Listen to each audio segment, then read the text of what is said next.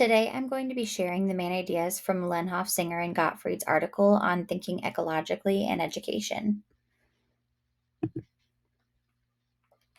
Their main argument is that schools don't operate alone, that they're actually part of a larger ecosystem, and this includes families, communities, policies, as well as social conditions. And to better understand student outcomes, we have to look at how all of these pieces interact. So the authors explain that theory is important because it helps us to make sense of this complex system. And theory gives us a lens to understand why problems happen and what supports or pressures shape students' lives. And without that theory, we then risk oversimplifying problems.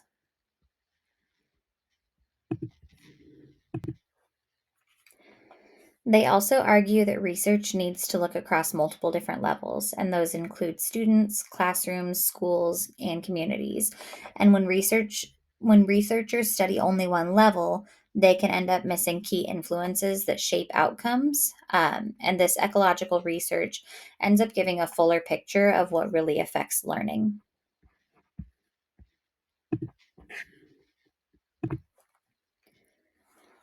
So, when thinking of the bigger picture, one of the major concerns in this article is that policy often targets just one part of the system, such as test scores or even teacher performance. But when policymakers ignore the other layers, such as housing, transportation, health, these policies can sometimes fail or even cause new problems that didn't exist previously. The authors also pointed out that policies are often based on very narrow evidence. One example that they talked about was how research sometimes ignores poverty or inequality, and that can lead to policies that don't end up meeting students' needs. Whereas ecological thinking pushes for broader, more realistic evidence for these policies.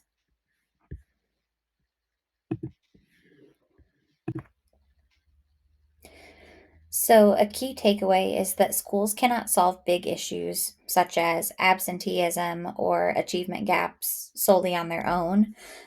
Real progress requires collaboration across the systems, including community agencies, health providers, and local government. Education, as they pointed out, is a shared responsibility, it can't just fall on one group. So, by taking into account students' full environments, ecological thinking leads to more compassionate and effective solutions. Instead of blaming teachers or students, this approach recognizes that their experiences are shaped by many factors outside of school. So, when thinking of the message of this article overall, I would say that the main message of this article is that theory, research, and policy have to work together in ways that reflect the complexity of student lives. And when we're thinking ecologically, we end up creating more realistic, responsive, and supportive educational practices.